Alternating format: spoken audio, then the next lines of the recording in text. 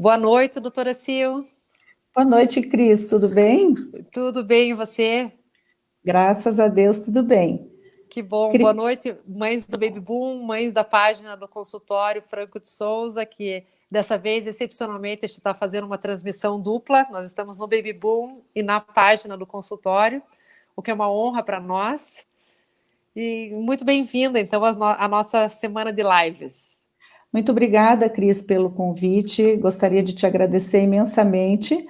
E vai ser um prazer poder conversar um pouquinho sobre essa situação inusitada que a gente tem vivido, principalmente com crianças que estavam acostumadas a ficar mais tempo fora de casa e agora são obrigadas a se confinar e aprontar dentro de casa junto com os pais que têm que trabalhar, que têm que ser dona de casa, que têm que ser de tudo professor, né? Então, a gente tem que valorizar muito os pais agora, porque eles estão sendo heróis. Verdade, verdade. Acho que não está fácil para ninguém. Os pais estão com bastante dúvidas de como agir em algumas situações. Então, a gente achou que era bem conveniente essa live e para nós é uma honra ter você apresentando ela para a gente. Muito obrigada, Cris. Então, vamos lá, doutora Sil. A doutora Sil é pediatra e intensivista pediátrica e vai conversar com a gente sobre os cuidados com as crianças nesse período de quarentena. Né? Tem muitas situações que podem acontecer nesse momento e a gente escuta... Então, vamos começar falando do assunto do momento, né, que é o coronavírus. A gente tem escutado muita gente dizendo por aí que as crianças que contraem o coronavírus normalmente são assintomáticas. Isso é verdade? O que a senhora tem visto nos atendimentos? Cris, na realidade, as crianças são assintomáticas na maior parte das vezes. Não que elas não peguem o vírus, elas pegam o vírus, mas só 2% delas acabam manifestando sintomas. Então, quando você tem uma criança que está pulando, que está feliz, que está alegre, ela pode estar sendo portadora do coronavírus, com toda a normalidade da vidinha dela. Mas a gente tem que entender que essa criança, por mais assintomática que esteja, ela pode ser portadora do vírus e pode transmitir para pessoas mais velhas, para pessoas de risco, e a gente precisa, principalmente em relação a isso, proteger. Por isso que a decisão, lá em março, foi de fechar a escola, porque as crianças, elas passam para outros adultos, e aí começa todo o ciclo que acabou acontecendo e está acontecendo, né? Quando a gente tem crianças, quanto mais novas as crianças, menos sintomáticas elas podem ser. Mas a gente tem apresentações de doenças gripais. A criança pode ter tosse, a criança pode ter febre, a criança pode ter dor de garganta, dor no corpo e ser um resfriado. Mas hoje, obrigatoriamente, a gente tem que pensar que todo resfriado pode ser causado pelo coronavírus. Certo. Tendo essa situação do coronavírus, você vai agir e daí em contato com o teu pediatra, daí o que fazer, né? Duas coisas que eu gostaria de levantar, Cris, em relação a quando você pensa, não tem problema, é criança. Foi já estudado e levantado casos, principalmente no Reino Unido, de crianças que apresentaram sintomas de uma situação mais grave. E, coincidentemente, essas crianças foram investigadas e pensaram que pudesse ser uma doença que muita gente já deve ter ouvido falar, porque foi comentado, que chama Kawasaki. Mas daí não fechou para todos os critérios de Kawasaki. Então, eles puseram temporariamente como uma síndrome inflamatória grave, e todas essas crianças tinham elas tinham febre persistente, elas podiam ter a dor de garganta, e elas tinham o olhinho vermelho, que era a gente chama de hiperemia conjuntival, e isso fez, Cris, com que nem todo mundo fosse tão tranquilo, porque essas crianças, na grande maioria das vezes, evoluíam para uma situação de choque, internamento em UTI e muitas vezes óbito. Foram fazer um levantamento e todas elas ou tinham tido contato com alguém com coronavírus ou elas tinham o coronavírus. Então, ele está associado a essa doença e preocupa. Então, nem todo mundo é assintomático. Não dá para contar com isso. Então. Não dá para pensar que seja.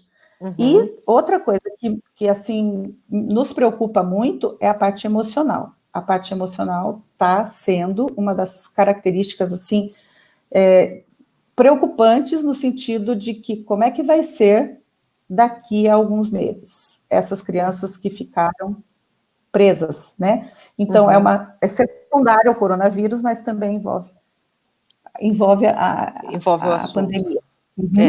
Doutora Sil, se a mãe desconfia que o filho pode ter adquirido o vírus, como que ela deve proceder?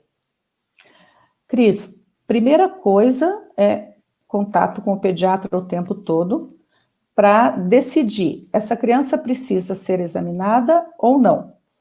Se essa criança tiver um quadro simples, de um quadro que você veja que teu filho está bem, então a mãe te liga e fala assim, ele está com febre, mas ele está brincando, a febre passa, a febre baixa, ele continua brincando. Então, essa criança, Cris, pode ser monitorada em casa inicialmente, e, a princípio, a gente nem coletava exames, porque a gente tinha um número reduzido de kits para ofertar para a população. Hoje, isso já melhorou, isso a gente já percebe que hoje, se você precisa checar, é fácil conseguir o exame. Mas a criança está com quadro gripal e bem, inicialmente, Cris, fica em casa em observação. Porém, essa criança tem que ficar isolada do restante das pessoas da família e, se for dentro de casa, ela já teve contato com todo mundo, fica ali nesse mundinho. Agora, se essa criança apresentar qualquer situação de falta de ar, de ficar roxinha, de ficar com dificuldade respiratória, provavelmente o teu pediatra vai pedir para que você leve para um pronto atendimento, onde vão ser monitoradas os dados vitais dessa criança. Existe um dado hoje que a gente tem avaliado, que chama saturação de oxigênio, que é feita por aquele aparelhinho que você coloca no dedo, e se este valor tiver abaixo de 93, essa criança provavelmente fique por lá, fique no hospital. E aí, a partir disso, os exames devem ser pensados. Quais exames fazer? Hoje, Cris, é época de outros vírus em Curitiba. Então, a gente tem que pensar primeiro no coronavírus em função de tudo que repercute ao redor da criança. Mas vocês estão vendo em todos os jornais, as pessoas que fazem o teste dão negativo. Então, essa criança que teve negativo o teste para o coronavírus vai ter tido ou um outro vírus de gripe, ou vírus de rinovírus, que faz resfriado, ou outros vírus que a criança está sempre envolvida. É época do vírus sincicial respiratório, a gente não pode esquecer disso. A gente só não está tendo muitas situações de doença pelo vírus sincicial respiratório, que é a famosa bronquiolite da época, porque as crianças não estão indo para a escola, então não estão tendo contaminação entre elas. Isso acaba segurando um pouco, né? Isso. E doutora Sil, outra questão. Se por acaso a criança é diagnosticada com coronavírus e tem que ir para o hospital, como é que está funcionando isso? Ela tem direito a ficar com a mãe? Eu ouvi falar bastante que a mãe não pode ficar junto, é um assunto preocupante, né? Na realidade, Cris, a criança tem direito que a mãe fique junto, sempre. Um acompanhante, ela tem direito a um acompanhante, porque tem, às vezes, mães que são de risco. Então, a criança tem uma mãe diabética, mas o pai é saudável, então fica o pai. Fica o pai. Então, existe, sim, o direito total dessa criança ser acompanhada. Ah, isso já nos alivia bastante como mães, porque eu tinha ouvido falar que a criança não podia ficar com ninguém e, imagina, ninguém quer deixar uma criança sozinha. Na realidade, a única situação que a gente está vivendo nas UTIs é de que não pode ter mais do que um acompanhante, então fica um só. Mas tudo bem, tendo um já é melhor do que nenhum, né? Sim. Doutora Sil, uma outra pergunta aqui sobre proteção. A máscara é obrigatória na maioria dos lugares hoje em dia e é a principal proteção, né, que a gente pode fazer. Crianças pequenas, por exemplo, o meu, ele tem 2 anos e meio. Ele não põe a máscara, eu comprei o Face Shield, já falei que é a máscara do Buzz Lightyear, não tem jeito, não fica. O que a gente faz?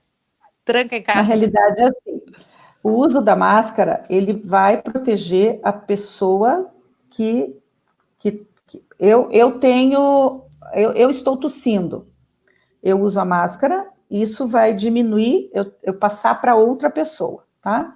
Então, o uso da máscara, ele vai proteger mais a outra pessoa do que a você mesmo, né? Claro que também vai diminuir a chance desse vírus entrar no teu nariz e na tua boca, mas teu olho está aberto. Então, se alguém tossir e se tiver sem a máscara, vai para o teu olho, contamina, né? Mas assim, Cris, o que a gente determina é que abaixo de 2 anos, ninguém usa máscara. Porque eles mexem muito no nariz, eles mexem muito, é pior. Então, eles acabam se contaminando mais com a máscara do que sem ela. Até 5 anos, você tem que ver a maturidade da criança. Se ela tem maturidade para entender, porque eu tenho pacientes que chegam com 2 anos e meio lá e não tiram a máscara. Só tiram na hora que eu peço para examinar. E tenho pacientes eu vou te falar, brincando, mas de 40 anos, o pai, por exemplo, que não para de pôr a mão no nariz e não para de coçar o nariz. Daí não adianta nada. Não adianta nada, está se contaminando. Mas até 5 anos você avalia, Cris. Por exemplo, o teu, que não para, deixa sem, é melhor. Certo. Aí abusa dos cuidados com a mão, dos cuidados com as superfícies. Porque daí lavar a mão ele gosta, lavar a mão o tempo inteiro então, ele quer lavar a mão. Exatamente. Então, aí você acaba protegendo também e evitando que ele fique se contaminando. Porque se ele põe a mão em outros lugares, leva para a boca, e põe a mão na boca, aí não adianta o uso da máscara. Certo. Agora, para as outras pessoas, Cris, todas as outras pessoas, uso de máscara obrigatório.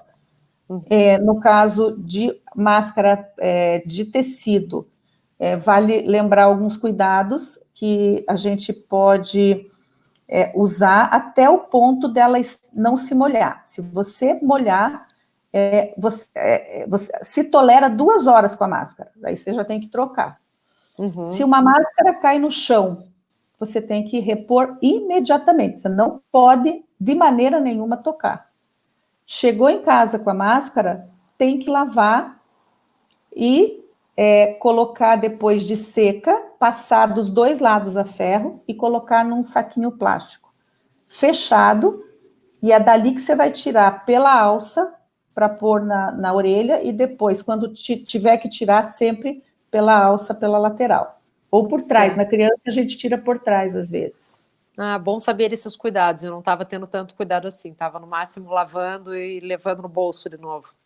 O bolso não pode, tem que ser saquinho hermético e fechadinho, não dá para misturar as outras coisas com a máscara, porque senão contamina. Então, bom saber, acho que é importante, pouca gente sabia disso. Doutora, se outra questão que a gente estava pensando aqui é o seguinte, a gente sabe da importância de tomar sol, tanto para as crianças quanto com os adultos, e as crianças também brincar ao ar livre, correr. Só que nós temos a questão que a maioria das famílias mora em apartamento. Como é que faz? O que a senhora indica? Vai dar uma voltinha na quadra? Na realidade, o que a gente tem visto a grande maioria apartamento e a grande maioria apartamento pequeno. Uhum. Não tem playground, não tem parquinho. Então, o que a gente sabe é que o sol é importante.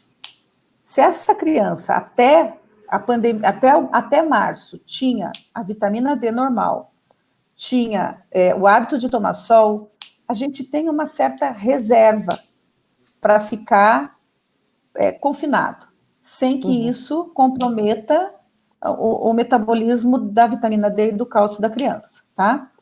Então, o que eu tenho feito, e assim, isso também não é uma coisa que se defina como regra, é repor vitamina D para essas crianças que não estão podendo tomar sol, também porque ela tem um envolvimento em melhora da imunidade, tá? A gente tem que cuidar muito para também não ficar usando vitamina D em excesso, porque a vitamina D em excesso, ela é pior do que ela se ela tiver baixa.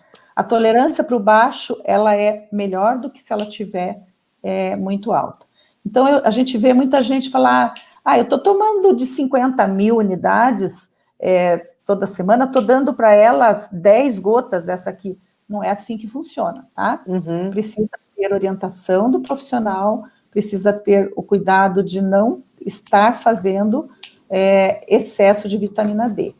Em relação ao sol, Cris, Curitiba, infelizmente, não é sempre que tem, né? Então, a gente tem que aproveitar, se tiver o sol, para dar só uma voltinha na quadra.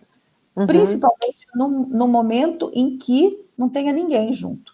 Só você e teu filho, só uma pessoa e teu filho, para evitar que exista proximidade, porque o que se pede hoje é afastamento e não aproximação.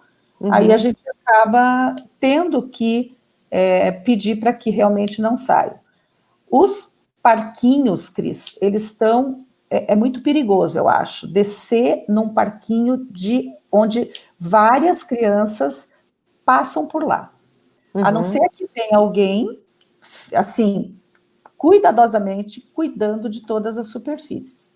Só para lembrar, Cris, um coronavírus, ele dura 3 dias, 72 horas na superfície de plástico.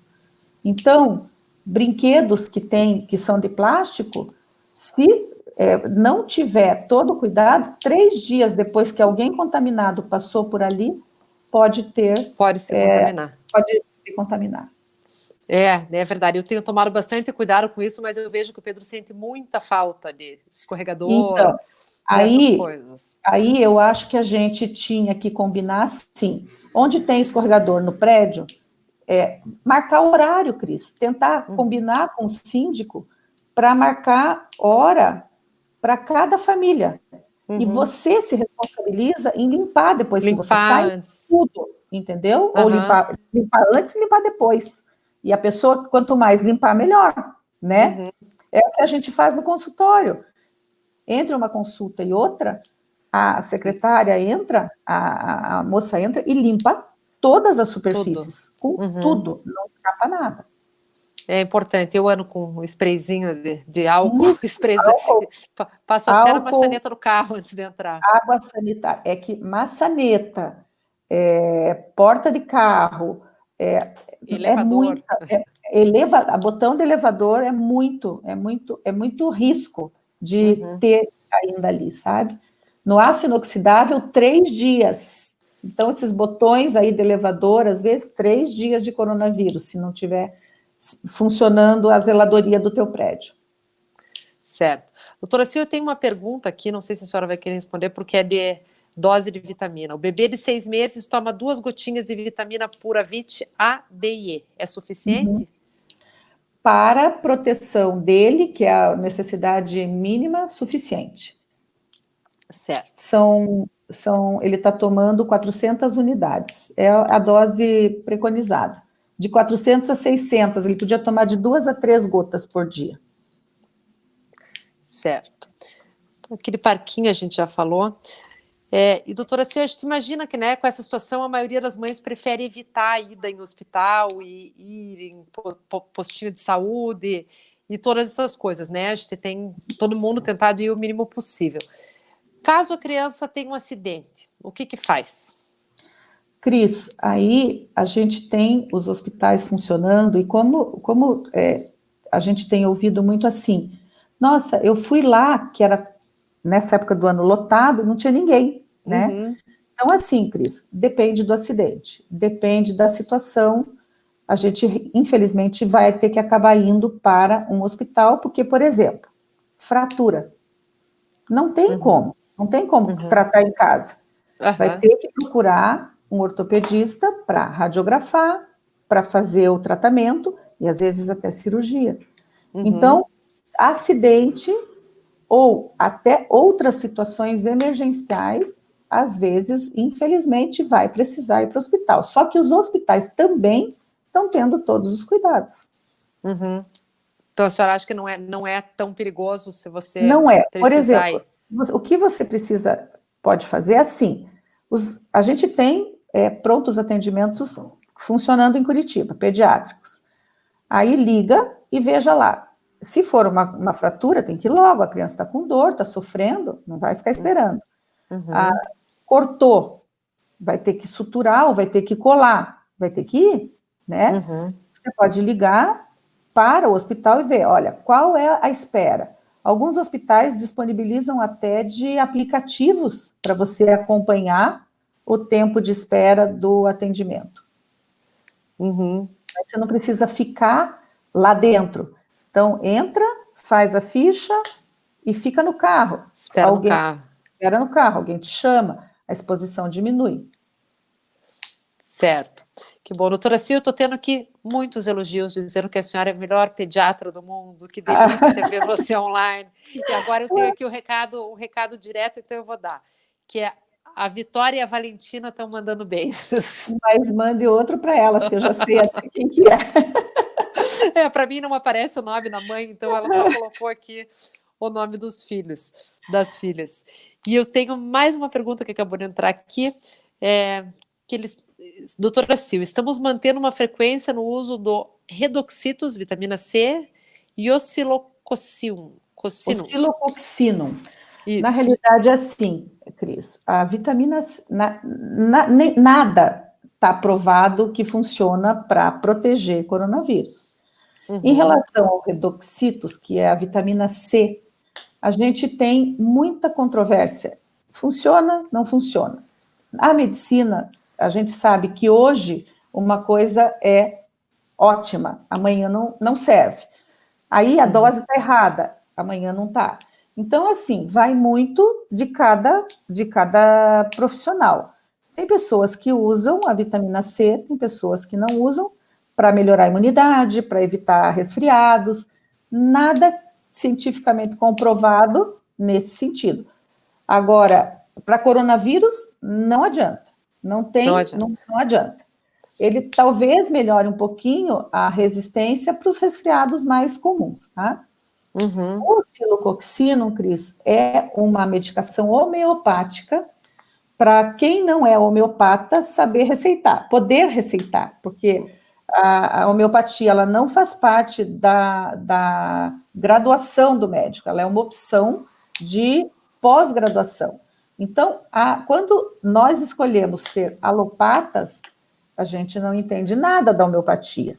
A gente respeita, a gente tem os profissionais que trabalham em paralelo com a gente, um ajudando o outro, um complementando o outro, tá? Mas uhum, com a vinda de algumas medicações homeopáticas prontas, onde o estudo mostra assim, use para isto, a gente tenta. Porque uhum. como a homeopatia ela pode ajudar na prevenção, o oscilococcino foi deixado para nós como uma melhora da imunidade, para melhorar a imunidade. No primeiro mundo, Cris, eles costumam usar a família inteira, tá? Todos os meses do outono, do inverno e da primavera. Eles param de tomar só no verão. Uhum. Isso tudo para melhorar a Melhorar a imunidade, imunidade para todas as doenças. certo, que bom. Doutora Sil, eu tenho aqui uma pessoa perguntando sobre lavar o nariz. Se é recomendado lavar o nariz da criança? Deve ser lavado o nariz. Curitiba passa por um período de umidade horrível, onde as crianças não têm doença respiratória, mas continuam alérgicas, tá? Então, a gente precisa umidificar a mucosa nasal todos os dias. Não precisa ser com aquela seringa que faz muita força, que às vezes as crianças não gostam. Hoje a gente disponibiliza de medicamentos apropriados para todas as faixas etárias, com jatos fraquinhos, com jatos contínuos, com jatos fortes. Tem jatos até que se equivalem à lavagem com a seringa. Mas, se a mãe gosta de lavar com a seringa, ela pode lavar também, não tem nenhum problema. É ótimo e ajuda muito a manter o nariz úmido, né? Que é o melhor. Tá, eles estão me perguntando aqui também do caloba, que é outro remédio homeopático, né? Isso, não, é um fitoterápico, tá? Ele é fitoterápico, tá. Ele é fitoterápico. Também está sendo bastante usado, tá? Da mesma forma, a gente usava muito na realidade, nos nossos congressos de pediatria, quando eles falavam dessa medicação, eles colocavam muito como usados mais para diminuir, quando você se resfriava, diminuir a complicação, diminuir não deixar piorar, não deixar evoluir. E hoje, muitas mães acabaram usando e mantendo isso como um imunoprotetor, né? Para usar, e a gente não tem como saber se vai fazer diferença ou não. Na realidade, com mãos atadas, hoje, a gente tenta. Eu sou uma usuária de caloba, aqui em casa acordou com o nariz escorrendo, caloba. Eu acho que melhora, mas não sei. Eu uso desde sempre. Né? Mas eu acho que a gente entende que mal não faz, né?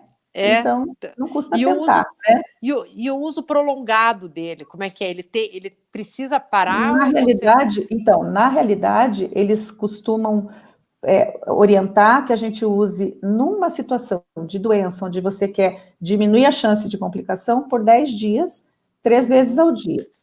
A gente tem visto e mantido 2 vezes ao dia de uma forma mais prolongada. Eu tenho pedido para os meus pacientes que gostam manter durante toda a pandemia. Diariamente? Diariamente. Bom saber. Vamos aderir aqui em casa. Doutora Sil, e em quais situações é possível fazer uma teleconsulta e quais situações a senhora acha que tem que levar no consultório? A senhora consegue dar mais ou menos uma ideia disso? Na realidade, assim, Cris, nós temos colegas fazendo só teleconsulta. A gente tem colegas até se protegendo, tentando fazer o que a gente começou a fazer também, porque quando determinaram aquele isolamento mais radical em março, a gente até fechou consultório. Aí começou a ter sobrecarga nos pronto-atendimentos. Os pronto-atendimentos pediátricos começaram a não dar conta de todo o movimento. Então, aí veio uma solicitação da nossa sociedade que a gente voltasse a atuar de uma forma segura, né? E colocaram para nós, o Conselho Federal de Medicina e o Ministério da Saúde, liberaram apenas para este momento as teleconsultas, tá? Aí, essas teleconsultas são feitas com o pai e a mãe, aí você precisa examinar, não dá, né? Não tem como. Lesão de pele, pode ver, mas você não pode tocar na lesão de pele. Lesão de pele, às vezes, você tem que sentir.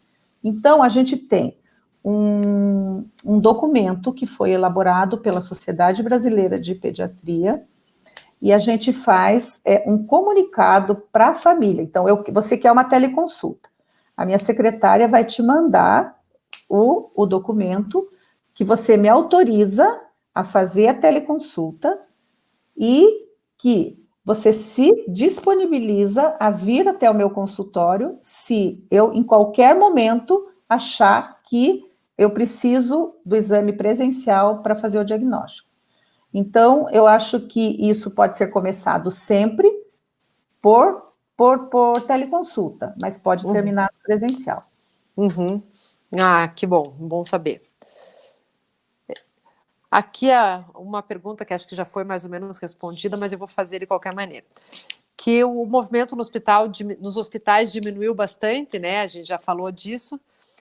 E no consultório também, então, o movimento caiu bastante. A realidade é assim, Cris, tem consultórios até fechados, né? Uhum. E, assim, no nosso, a gente notou uma queda de 50%. Uhum. Agora que tem aparecido algumas outras patologias que a gente tem visto voltar ao movimento.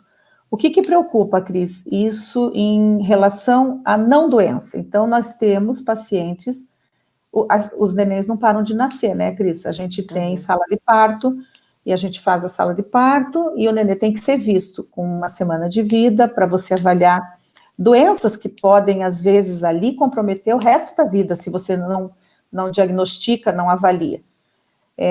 As consultas de puericultura são importantíssimas que sejam mantidas, e elas têm que ser presenciais. A gente precisa pesar, a gente precisa medir, a gente precisa ver reflexo.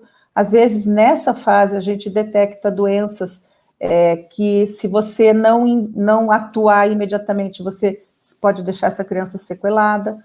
A gente tem situações, por exemplo, de icterícia neonatal. O nenê nasce e não tem chance nenhuma de ter doença para ter icterícia, mas de 10, 8 nenéns amarelam.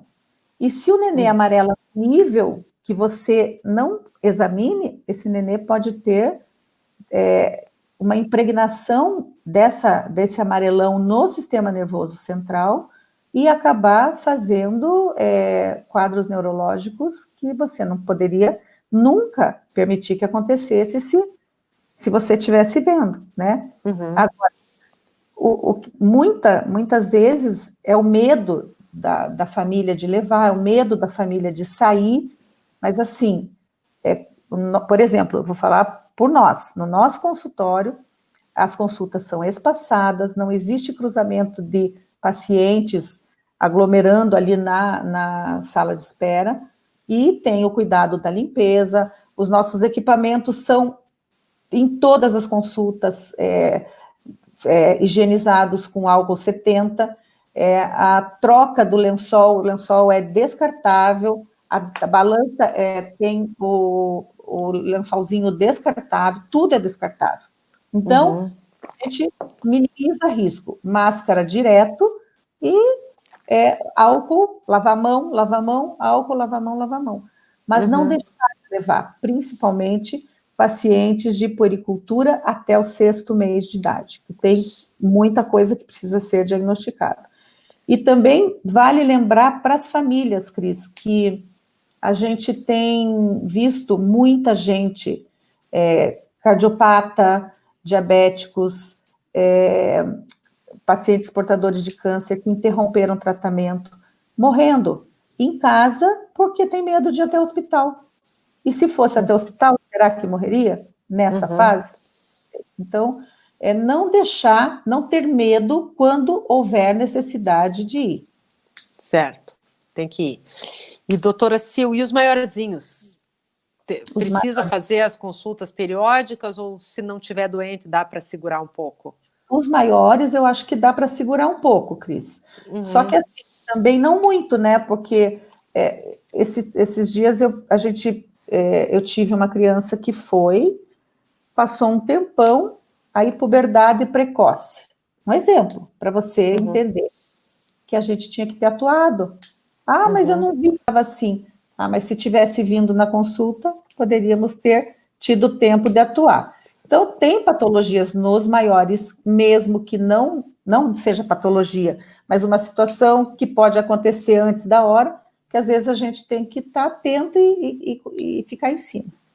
Certo. Doutora, se outra preocupação que as mães têm, e eu tenho visto essa preocupação em bastante lugar, é o sedentarismo das crianças, o fato de elas estarem dentro de casa as crianças até um pouquinho maiores, né, acabam ficando muito quietas, porque os pequenos correm de qualquer jeito, né, onde eles estiverem, mas os maiorzinhos às vezes ficam sedentários. A gente tem visto, Cris, assim, alguns estão começando a ter coragem de voltar para o consultório, mesmo os maiores, ganho de peso acima do esperado, crianças que eram eutróficas, com sobrepeso, com obesidade. Então, o sedentarismo está, infelizmente, influenciando nisso, porque a gente não faz outra coisa quando dentro de casa. Os pequenos estão nas telas, né?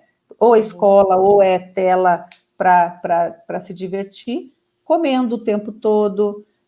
Então, o que eu acho que a gente precisaria era tentar fazer brincadeiras com eles dentro de casa que fizesse gastar energia. Pular corda, dá para pular dentro de casa, dançar, dá para dançar dentro de casa, chutar bola. Eu acho que a gente tem que voltar e tentar lembrar de brincadeiras que a gente fazia na infância e que a gente não dependia muito a gente tinha, às vezes, uma pedrinha, a gente desenhava no chão para pular amarelinha. Amarelinha, né? Desenhava aquela tabela. Né? Dá para pegar um giz, riscar uma amarelinha dentro de casa e puxar. Se você fizer 20 vezes a amarelinha, já gastou energia. Já gastou energia, pular corda, energia. Então, tem que lembrar, reinventar. Até academia dentro de casa, você pode pegar umas dicas aí na internet e faz ginástica, as meninas, as adolescentes, dá para fazer. Dá, né? Eu vi até algumas sugestões de circuito para as crianças pequenas. Ontem, isso. Ontem nós tivemos uma live interessante sobre brincar, então se alguém estiver preocupado com isso, pode voltar lá no Baby Boom, que a live está disponível. Eu não consegui ver, eu vou ver então. Assista, porque ela é bem interessante, ela tem algumas dicas bem legais. Doutora Sil, outra preocupação é a questão das crianças que estão comendo muito. Tem crianças que estão compulsivas por comida, muito açúcar. Como que a gente podia lidar com isso, assim, sem... É a ansiedade, né? Que as crianças querem porque querem comer. Como que você consegue lidar com isso? Na realidade, Cris, distraindo de outra forma. Eu acho que a hora que você propõe uma outra coisa, ela esquece da comida. Principalmente os maiores que conseguem ir até a comida, vão. Mas os pequenos, você consegue... Ah, não, mas agora nós vamos ler esse livrinho. Depois, vai prorrogando. E deixa, assim, à vista, fruta cortada, deixa tomatinho cereja... Deixa uma granolinha. Isso opções mais saudáveis disponíveis. Saudáveis. Quer comer? Tá aqui, ó. Tá aqui. Deixa numa fácil para eles, a fruta picadinha, de preferência, mais um trabalhinho para a mamãe, né? Mas aí eles pegam, eles comem. Mas e não ter, né, Cris? Mas você quer chocolate? Não tem. Hoje não tem. Chocolate é só sábado. Hoje não tem chocolate. Hoje não tem bolo. Eu tô vendo... Para eles e para nós, né? Para nós também. Não, para todo mundo. Não tem ninguém nessa pandemia, olha, que não esteja reclamando de que a roupa não serve, que está apertado, porque a gente não faz outra coisa a não ser assistir, comer, e as crianças vão bem junto com a gente, né? Sim, com certeza. Doutora Sil, uma pergunta importante aqui, a tosse. Quando se preocupar com a tosse? Na realidade, a tosse, Cris, ela é um sintoma, mas ela é uma defesa, né? Então, a gente tem tosse seca e a gente tem tosse carregada. Ambas podem fazer parte do coronavírus. Ambas podem fazer parte de qualquer doença de via aérea superior e inferior da criança. Então, a tosse, ela é um sintoma, mas ela é uma defesa. Então, as mães têm pavor de tosse, mas nós, às vezes, gostamos quando a criança tem tosse, porque ela vai tirar a secreção quando tem secreção. A gente facilita, às vezes, com a expectoração, fazendo medicação inalatória, algumas vezes até usando um fluidificante para facilitar a expectoração, mas se você não quiser usar nenhuma medicação para tosse, você está correto também. Então que bom. Doutora Sil, outra situação, com as crianças ficando muito mais tempo em casa e os pais normalmente ocupados, porque a gente, né, acumulou todas essas tarefas domésticas, os acidentes domésticos têm aumentado bastante. Muito, Cris, muito. Quais são os mais comuns e como que a gente pode tentar evitá-los? Cris, em função do que a gente está vivendo agora, a gente tem frasco de álcool na casa inteira. Tem no teu carro, tem na casa inteira. E a criança fica... É fácil o acesso, né? Uhum. O álcool, ele pode fazer duas situações importantes de acidentes dentro de casa. Uma delas é a ingestão e a toxicidade do álcool é alta, né? Para a criança, a gente muitas vezes precisa levar para o hospital até para fazer lavagem. A outra situação que preocupa bastante é a queimadura causada por álcool, por ele chegar com álcool perto da chama, perto do fogão, perto de fósforo, perto de vela e provocar queimadura no próprio corpo. A água quente, Cris. Água quente, a mãe está na cozinha, a mãe não tem tempo de cuidar, ela está ali na cozinha junto. O risco da mãe derrubar, da criança puxar a água e se queimar.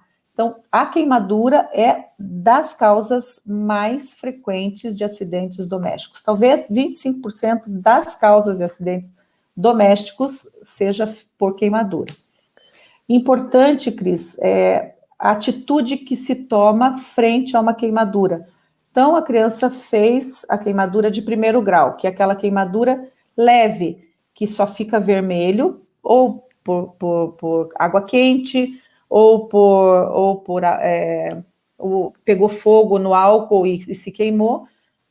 Não pode, Cris, mesmo nessa de primeiro grau, na de segundo grau, que tem bolhas, que são aquelas bolhas, não pode nem furar a bolha, não pode passar nada, pasta de dente, eles têm pomadas em casa, nada. Não pode pôr gelo, tá? Tem que pôr na água corrente a mão com água fria.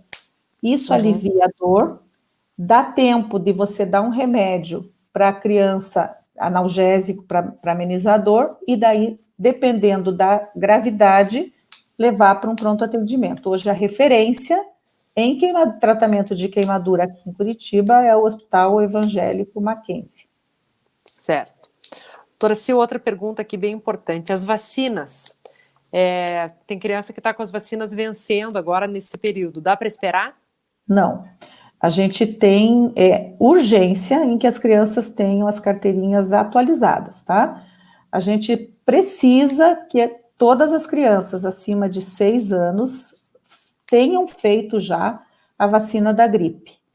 Por quê? Porque a gripe, ela a sintomatologia dela é exatamente igual à do coronavírus na criança. E hoje a gente tem uma medicação, um antiviral para o vírus da gripe. A criança não tomou a vacina e tem esses sintomas. Frente a isso, Cris, a gente precisa imediatamente definir se vai usar a medicação para gripe ou não, porque a gente tem tempo para começar a usar, senão ela não funciona. Então, o famoso o oseltamivir, que é disponibilizado em todos os postos de saúde aqui de Curitiba, você não precisa comprar, que é o Tamiflu. A gente tem que, às vezes, sem saber se é coronavírus ou não, usar o Tamiflu. Porque se a criança não tomou a vacina da gripe, pode ser gripe. E a gripe eu posso evitar a complicação usando o Tamiflu.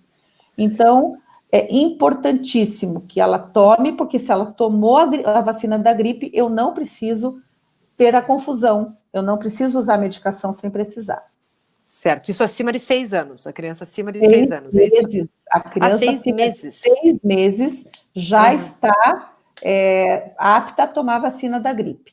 Lembrando que a primeira vez que essa criança toma a vacina da gripe, ela tem que fazer 2 doses, divididas, ela é feita na metade, para ir aos poucos fazendo a imunidade acontecer. Em 30 dias é feita a segunda dose. Certo, importante essa informação também. Outra coisa, Cris, importante também são as vacinas para a pneumonia.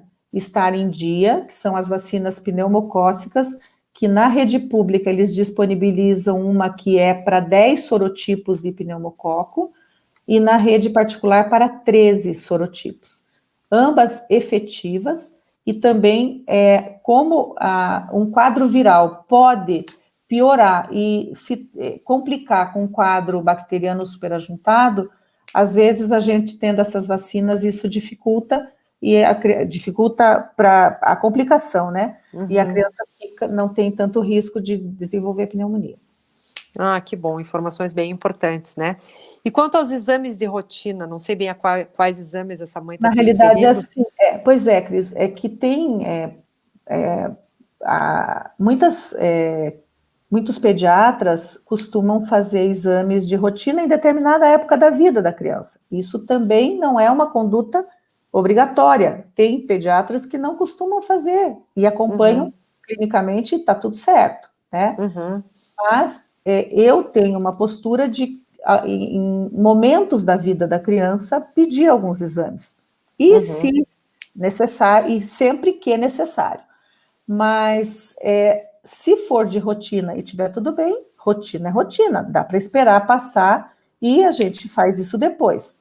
Agora, em situações emergenciais, a gente está também mandando fazer para não deixar passar nada. Ah, que bom. Daí uma pergunta aqui um pouco fora do coronavírus, de uma mãe perguntando se o sobrepeso acelera a puberdade. Tem alguma relação? Tem bastante relação. Mas obesidade, não tão... O sobrepeso é um alerta, né, Cris?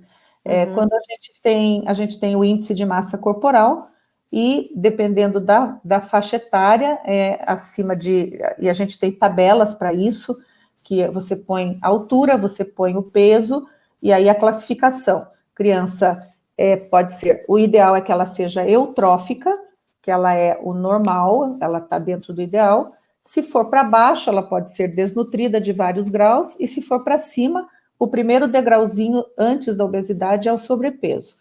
O sobrepeso já é um alerta, já não está normal, já não tá certo. Então, hoje, existe uma relação de uma liberação de hormônio pela gordura periférica, e a gordura que é aquela formada na barriguinha, sabe? Quando tem aquela barriguinha a mais. Isso, normalmente, com perímetro abdominal aumentado, a gente tem visto muitas, principalmente, a gente tem visto meninas e meninos com pilificação antes dos 9 anos, com cheirinho embaixo do braço, aquele cheirinho axilar de sui generis, assim, da puberdade. A gente tem, às vezes, alteração até nos hormônios, sabe, Cris? Eu tenho pacientes que não têm doença nenhuma nas glândulas, mas que pela obesidade entrou na puberdade muito mais cedo. Certo, então tem que cuidar muito com isso, com essa questão porque isso interfere na estatura final, sabe, Cris? Ah, também isso. Na estatura final, isso. A criança para de crescer quando entra na puberdade? Não. A criança, quando ela vamos separar menino e menina, que daí dá mais certo. O menino, ele tem a vantagem de não menstruar, né? Então, o menino, ele cresce, e a gente acompanhando por um exame que chama idade óssea, que é um raio-x que é feito das mãos para avaliar a maturidade óssea da criança, a gente compara essa idade óssea com a idade cronológica e a gente daí deduz se a criança vai crescer ou não. Isso é uma avaliação de hormônios, a curva desde sempre da vida da criança, porque não é uma coisa que às vezes muda de repente, né? A criança às vezes sempre foi baixinha, então não tem nada a ver com a puberdade, ela vai continuar baixinha, mas tem muitas crianças, muitos meninos que dão aquele estirão e de repente param de crescer. Os obesos têm tendência de perder estatura. E outra coisa que preocupa muito nos obesos, nos que têm sobrepeso, são as doenças que podem vir em decorrência disso. Lembrar do diabetes, hoje não tem mais só diabetes tipo 1, que é o diabetes, que é uma doença autoimune que a criança pode ter. Hoje nós temos diabetes tipo 2, que é a doença do do idoso gordo, que nós estamos tendo na criança. Então, a criança obesa hoje pode ter diabetes tipo 2. E isso é muito preocupante. Colesterol alto, levando a risco de infarto ali pelos seus 30 anos. Isso não é justo com a criança. A gente pode mudar isso e a gente deve mudar isso. Certo. Certo. Tem uma pergunta aqui também sobre puberdade, doutora. Você perguntando qual que é a média de idade hoje em dia que as crianças estão entrando na puberdade? Então, na realidade, é assim, Cris. Até há um tempo atrás, a idade que a gente considerava normal para entrar na puberdade era 10 anos, tá? Aí, em função de alimentação errada, obesidade, sedentarismo, as crianças ingerindo alimentos riquíssimos em hormônios, a gente começou a ter puberdade precoce, entre aspas, em todas as crianças. Aí entraram em discussão Sociedade de Pediatria, Sociedade de Endocrinopediatria, o mundo entrou em discussão e definiu-se hoje 9 anos. Então, se a criança, a partir dos 9 anos, apresenta sinais de puberdade, ela está tendo uma puberdade no tempo normal. Abaixo de 9 anos, a gente sempre vai acompanhar, investigar para afastar patologias que possam causar isso, mas se for uma puberdade que evolua de uma forma assim muito galopante, às vezes a gente perde o melhor momento de atuar. Pois é, que cedo, né? 9 anos. Eu tenho aqui uma pessoa que se impressionou, eu também me impressionei, Então, achei cedo. Anos. Isso é consenso, Cris, consenso. E o que aconteceu? Por que será que isso foi antecipado, começou mais cedo? Na realidade, é tudo isso que eu estou falando para você. A obesidade, o erro alimentar, as carnes, Cris, você come carne todo dia. O frango, o que eles fazem para o frango ficar bonito, para o boi ficar bonito? Hormônio. E a gente come hormônio, né? E isso pode ajudar. Tem discussão com soja, enfim, aí a gente vai entrar numa discussão que é longa, mas o que é importante é definir se essa puberdade tem a ver com alguma doença ou é constitucionalmente precoce e não tem causa. Aí, a gente, das duas formas, você tem que intervir para que você faça com que essa criança chegue na estatura, no canal genético dos pais. Então, você faz uma continha lá que avalia a altura do pai, avalia a altura da mãe, e a gente consegue entender que aquela criança, mais ou menos, tem que ser chegar nesse canal genético. Se não, hoje a gente tem os endocrinopediatras trabalhando muito lindamente para essas crianças depois não ter o problema de ter um pai de 1,75 m e ele ficar com 1,50 m. Certo. Eles atuam trabalhando para a criança ser feliz com a estatura final dela. Certo. E, doutora, se essa questão das carnes, que tem muito hormônio e acabam, né, interagindo com a questão da puberdade, mas também não é indicado uma criança ser vegetariana, por exemplo, não comer carne. Não, de maneira nenhuma, Cris. A gente tem que buscar qualidade, comprar com qualidade a carne, saber de onde vem, né? Porque eu acho que a gente não vai...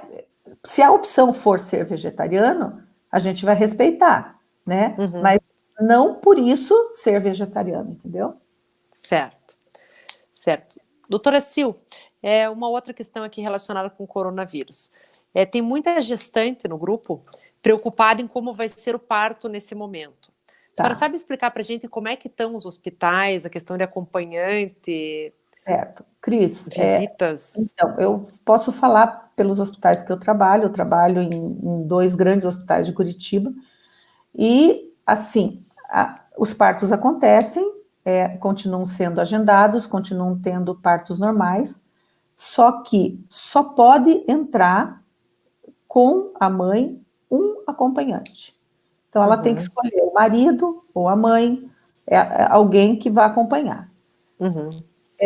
Não estão sendo permitidos nas maternidades 2 pacientes no mesmo quarto. Então, não existe enfermaria nas maternidades de Curitiba hoje, porque só pode ficar uma, o pai e o neném.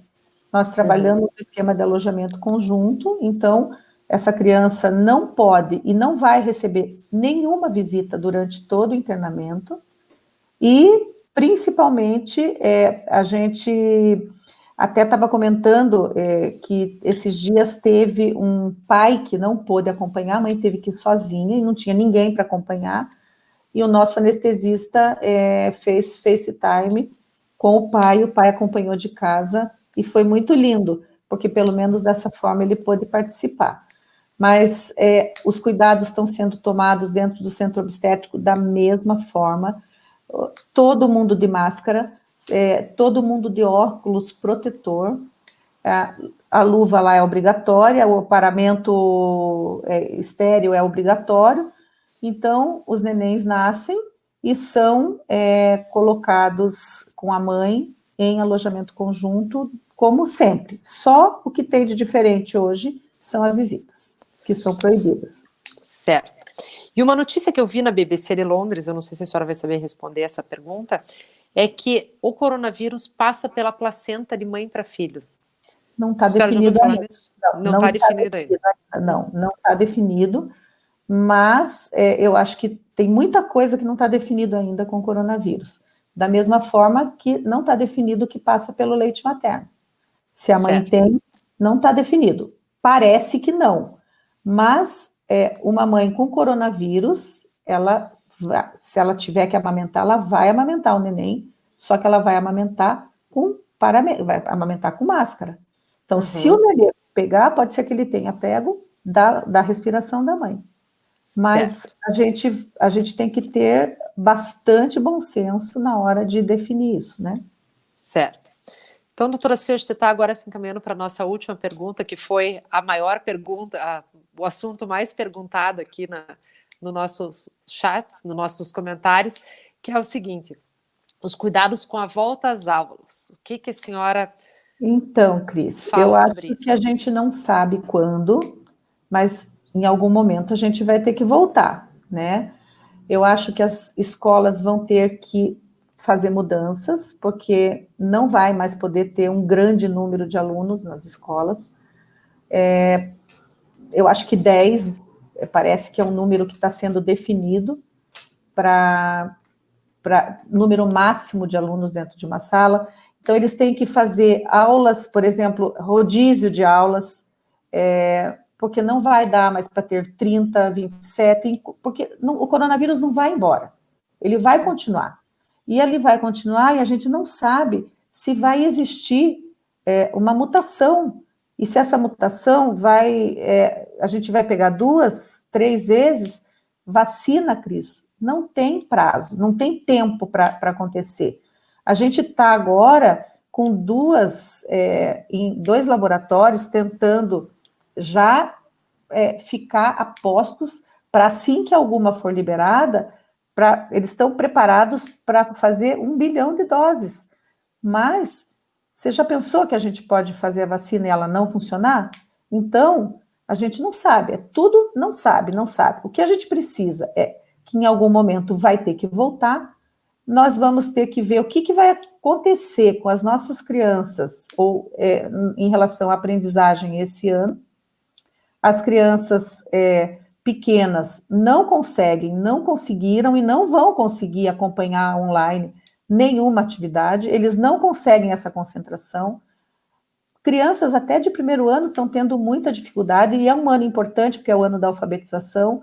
Não sei se esse ano vai ter que ser repetido ano que vem, não sei se esse ano vai ter que começar o ano que vem com o conteúdo desse ano para depois dar continuidade. Então, o que eu acho, Cris, é que a gente vai ter que sentar médicos, professores, escola, pais, e chegar num consenso. Mas tudo vai ter que ser assim, desde lanche, onde fazer lanche, quando chega da escola, como é que vai ser em casa. Já tem, parece que, uma necessidade de tirar a roupa, como a gente está fazendo hoje, do estudante fazer isso em casa, para entrar em casa e não trazer nada de fora. Então, na realidade, tudo é uma novidade para nós. Nós vamos ter que aguardar e ver o que vai acontecer. Uhum. Ver como é que vai ser. Então tá, doutora Sil, depois eu vou pedir para você ler todos os comentários, porque teve tanto beijo para você, de tanta criança, que eu acabei não falando mais, porque eram muitas.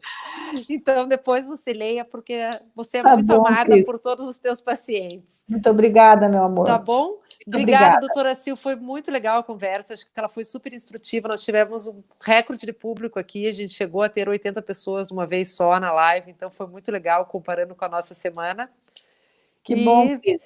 Espero que a gente possa conversar de novo em outras situações aqui ao vivo, para o pessoal do Baby Boom, para o pessoal do consultório. Tá bom, Cris, muito obrigada.